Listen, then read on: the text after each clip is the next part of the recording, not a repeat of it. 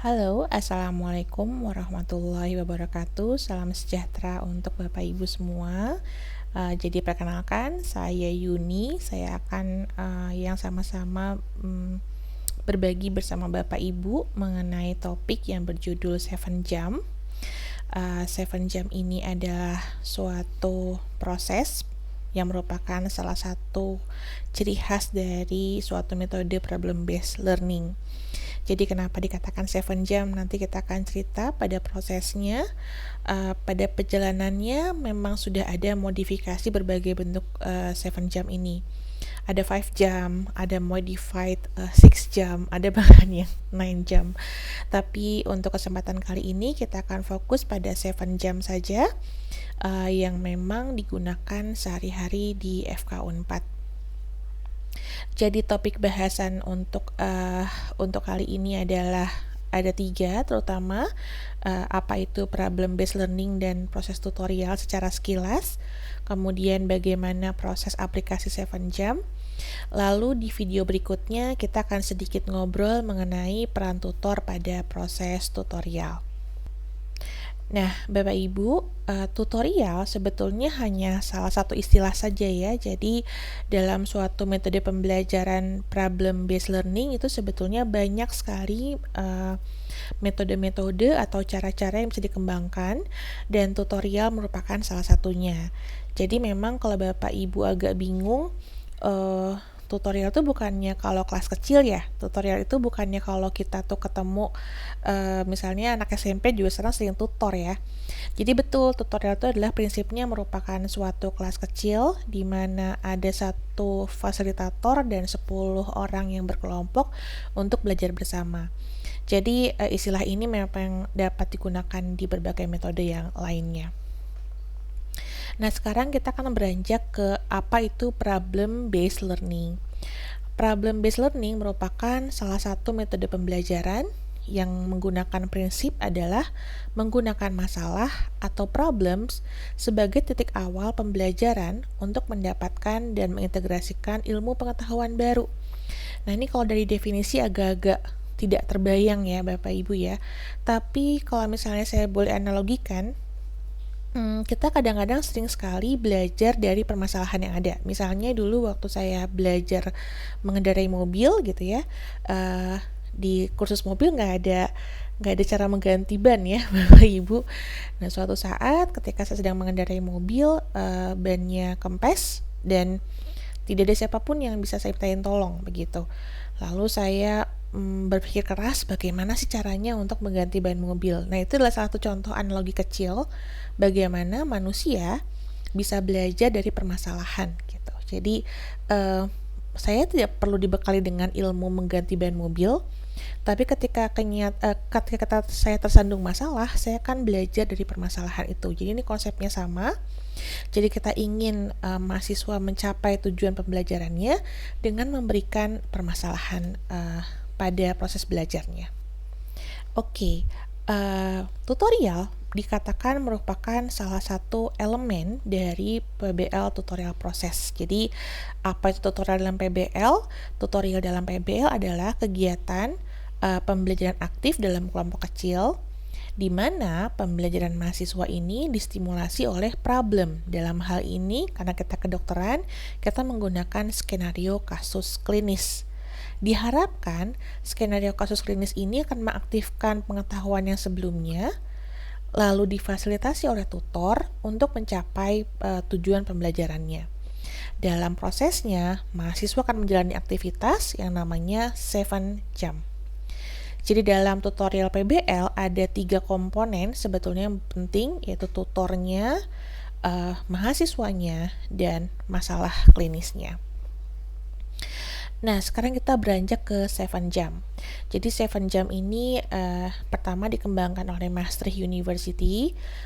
Tadi ya, merupakan proses atau tahapan yang dijalani oleh mahasiswa selama menjalani proses PBL. Yang pertama adalah clarify terms and concepts, yaitu mengklarifikasi istilah atau memahami definisi. Kemudian yang kedua, defining the problems atau identifikasi masalah. Yang ketiga, analyzing the problem atau menganalisis masalah. Yang keempat adalah restructuring and inventorying atau merumuskan hipotesis atau dugaan sementara. Yang kelima adalah formulate learning objective, merumuskan learning issue atau merumuskan tujuan pembelajaran sendiri secara mandiri. Lalu 6, gather information, belajar mandiri. Dan yang ketujuh, synthesize and test new information atau mensintesis pengetahuan baru. Jadi Bapak Ibu bisa lihat dari 7 langkah yang ada di sini, jelas sekali bahwa menggunakan masalah, maka mahasiswa dilatih untuk berpikir bagaimana memecahkan masalah tersebut sampai nanti ujungnya mendapatkan pengetahuan baru. Oke, kita akan lanjut lagi. Nah, sebelumnya kita akan memperkenalkan dulu pada Bapak Ibu beberapa vocabulary atau beberapa istilah yang akan saya gunakan nanti ketika menjelaskan apa itu proses 7 jam. Yang pertama adalah tutor guide. Tutor guide itu adalah modul yang dipergunakan oleh tutor ketika memfasilitasi proses tutorial. Mahasiswa tidak punya akses ke tutor guide ini, hanya tutor yang memegang modul ini atau tutor guide ini yang nanti digunakan untuk mampu mengarahkan diskusi mahasiswa. Kemudian yang kedua adalah kasus atau case scenario, adalah problem atau kasus yang digunakan sebagai titik awal pembelajaran. Kemudian apa itu learning issue? Learning issue adalah kumpulan topik yang dihasilkan setelah mahasiswa menganalisis kasus atau masalah untuk nantinya menjadi tugas belajar mandiri untuk dipresentasikan pada sesi berikutnya. Oke, ini adalah bagian-bagian yang sebetulnya nanti akan dijalani mahasiswa ketika nanti mendiskusikan 7 jam. Nah, karena Bapak Ibu semua sudah pernah sit-in dalam proses tutorial, saya harap ini tidak menjadi asing lagi.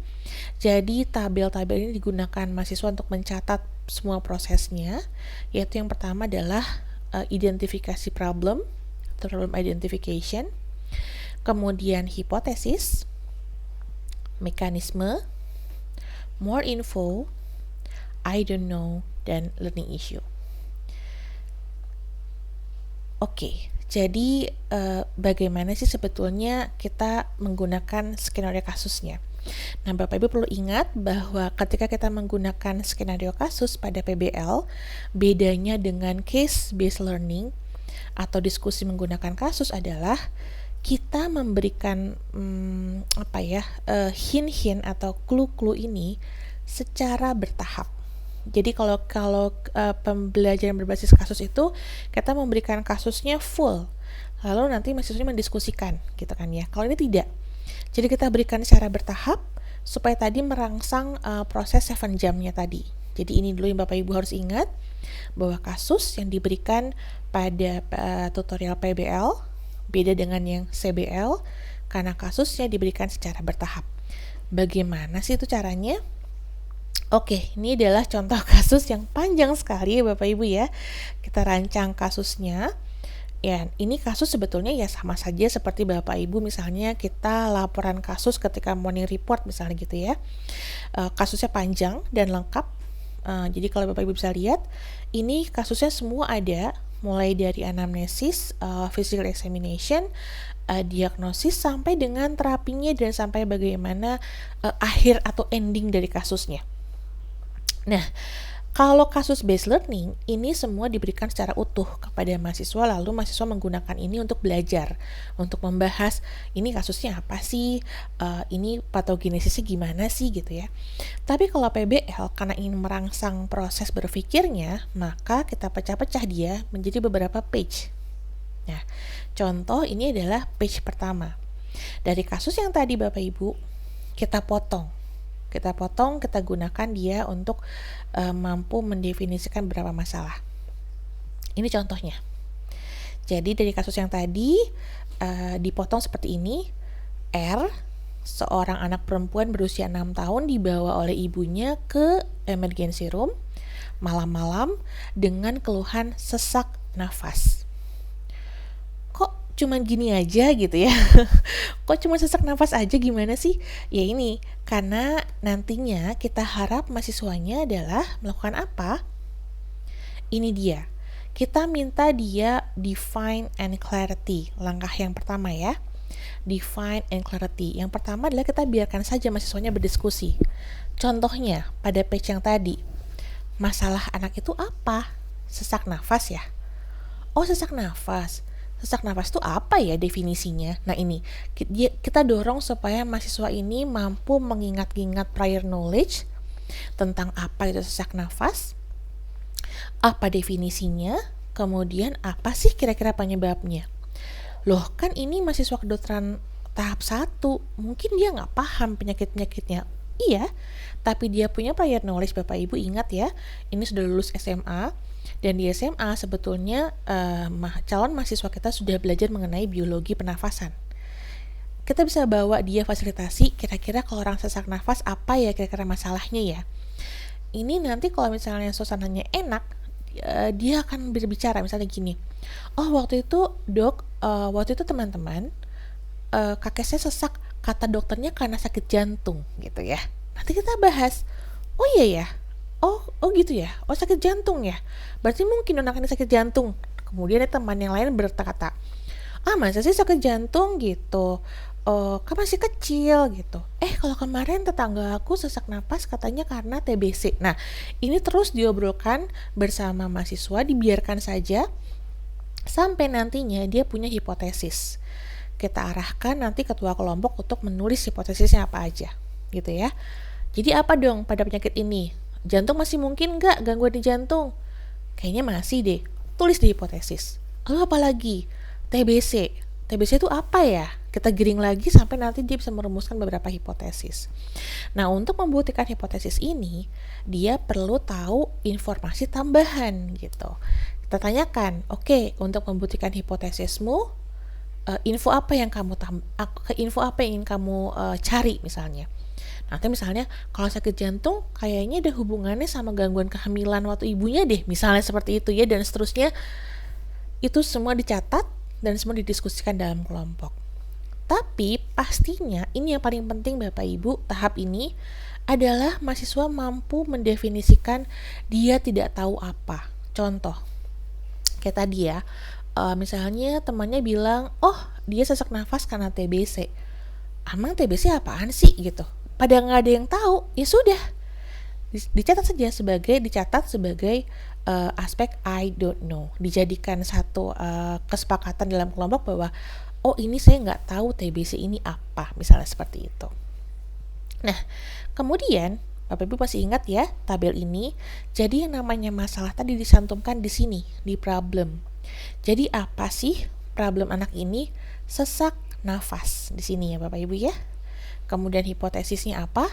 Oh masalah jantung, masalah organ pernafasan misalnya, atau infeksi, atau tumor, semua di sini ditulis di dalam hipotesis. Kemudian butuh informasi apa sih tambahannya untuk membuktikan hipotesis? Ditulisnya di more info. Kemudian kalau misalnya dia sedang ngobrol berkata, kalau misalnya sumbatan di hidung bisa bikin sesak nggak ya? Nggak ada yang tahu jawabannya. Kita dorong dia untuk tulis di I don't know. Nah, Bapak Ibu pasti bertanya, kenapa nggak boleh langsung lihat saja Google atau lihat saja buku? Tidak Bapak Ibu, justru ini yang kita ingin jaga selama proses PBL, bahwa dia tetap ada di dalam level ketidaktahuan, sehingga nanti dia didorong untuk berdiskusi. Ini yang kita inginkan. Oke, selanjutnya adalah kita berikan lagi page 2.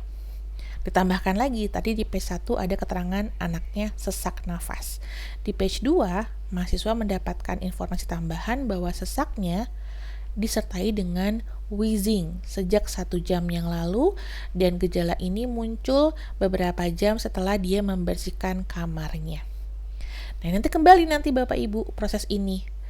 Dikembalikan lagi, oke sekarang masalahnya apa nih? Oh ternyata sesaknya dibarengi dengan wheezing. Wheezing itu apa ya gitu ya. Nah Bapak Ibu, mahasiswa hanya boleh mengakses satu sumber referensi, yaitu kamus Dorlan atau Dorlan Medical Dictionary, hanya untuk mengetahui definisi. Kita perbolehkan dia melihat definisi dari Dorlan atau wheezing, Wheezing itu apa sih sebetulnya? Nanti di situ ada tulisannya di Orlan bahwa wheezing itu merupakan sumbatan yang terjadi pada bronkus. Diobrolkan nanti di kelas nih. Apa itu bronkus? Kalau ada yang tahu, alhamdulillah diskusinya berjalan. Tapi kalaupun nanti tidak ada yang tahu, cari lagi di Dorlan bronkus itu apa. Cari lagi di Dorlan, ketemulah di situ bronkus bahwa dia merupakan airway tree. Apa itu airway?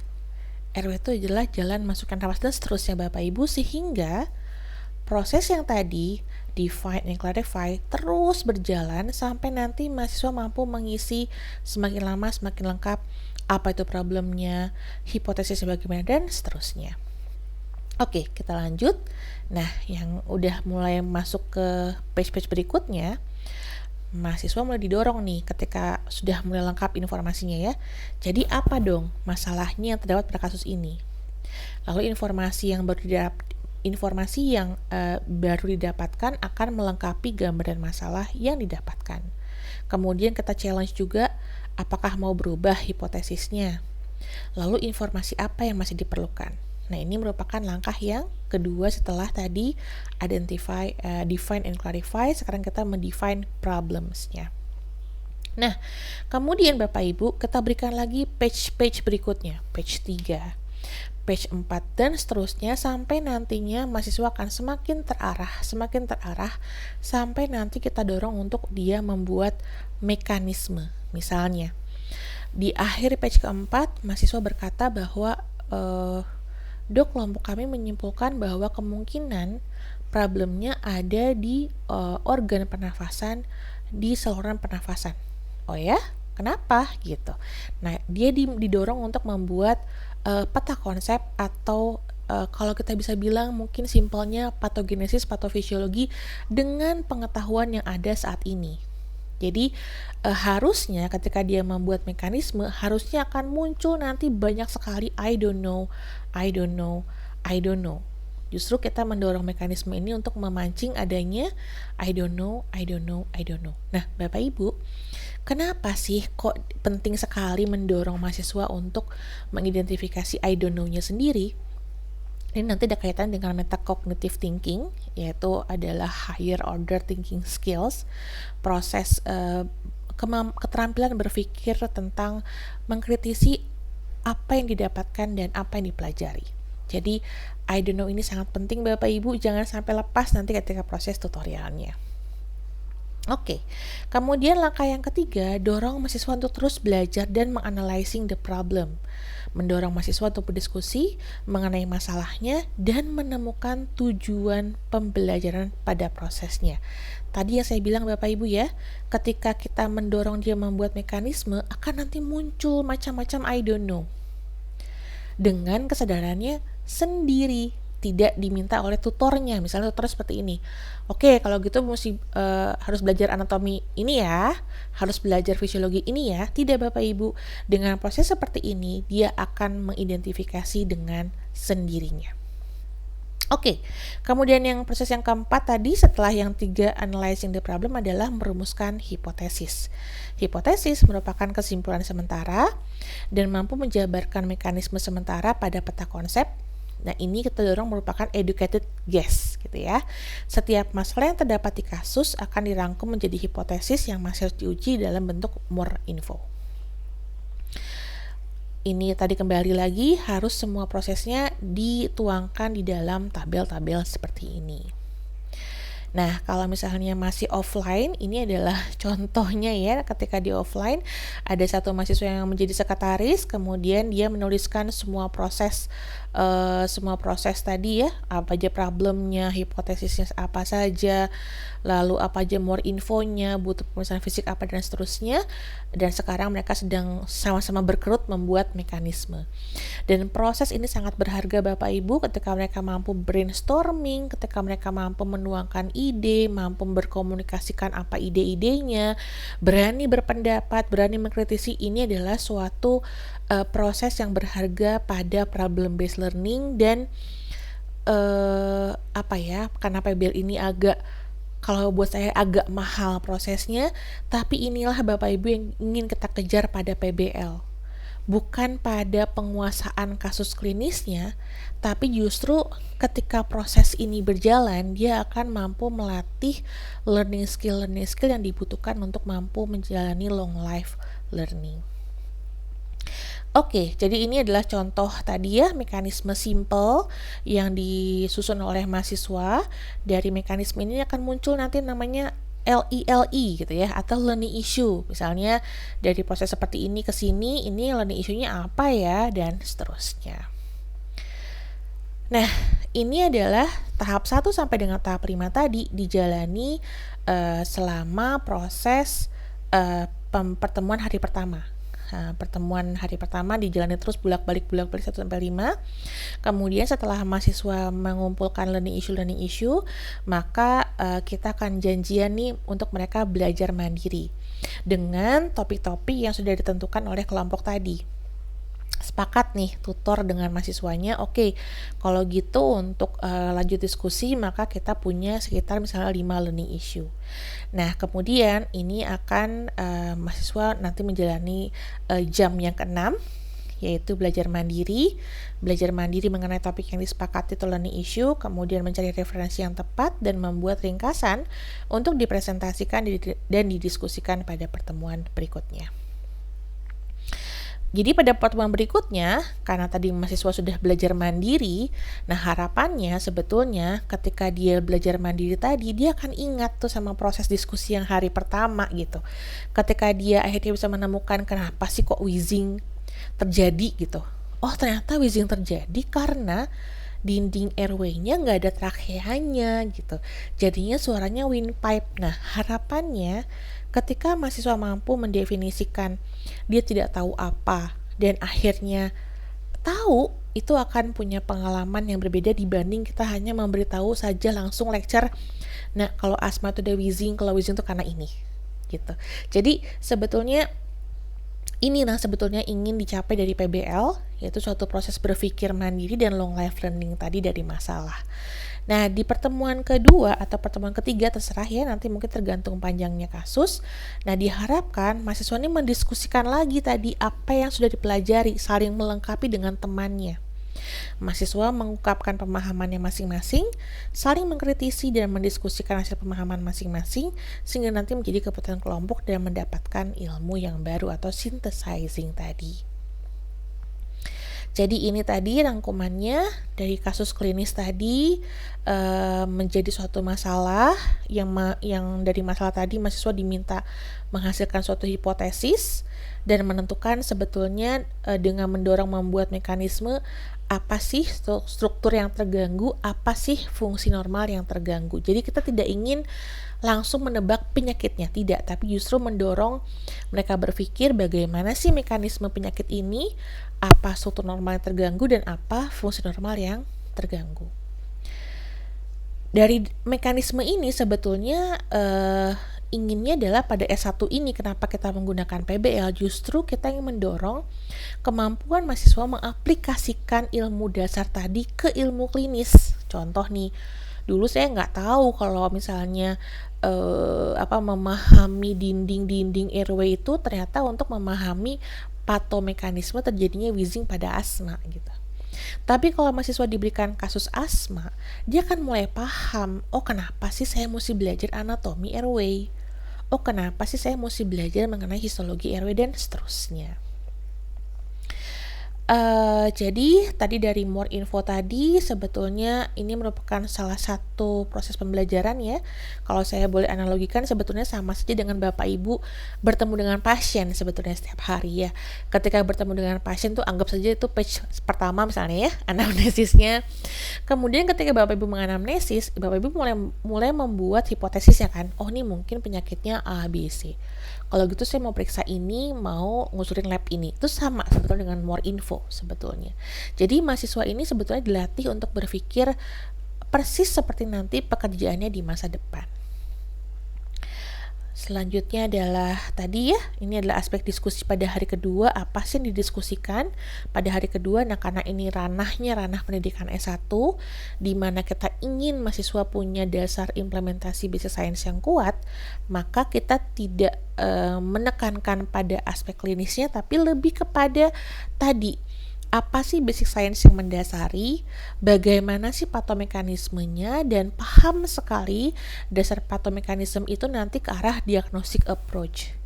Bagaimana sih patogenesisnya, bagaimana patofisiologinya, bagaimana kaitannya dengan etiologi dan risk factor, ke arah diagnostic approach, dan nantinya ke arah rational of therapy. Jadi ketika diskusi LI, didorong mahasiswa untuk mampu mengkorelasikan struktur dan fungsi dasar atau ilmu basic science, mampu memprediksi dampak dari gangguan struktur dan fungsi normal sebagai sign and symptom, mampu melakukan prediksi diagnosis berdasarkan patogenesis dan patofisiologi, mampu melakukan prediksi terapi dan tata laksana berdasarkan patogenesis dan patofisiologi, dan juga jangan lupa mendiskusikan aspek lain seperti kesehatan masyarakat, etika, profesionalisme, dan epidemiologi. Ini merupakan peran tutor pada yang 7 jam tadi, memfasilitasi proses pembelajaran, memfasilitasi proses dalam kelompok, dan memfasilitasi belajar mandiri dari mahasiswa. Nah, Bapak Ibu, itu adalah video pertama. Setelah mengikuti beberapa kuis singkat, kita akan lanjut ke video kedua mengenai apa itu peran tutor. Terima kasih.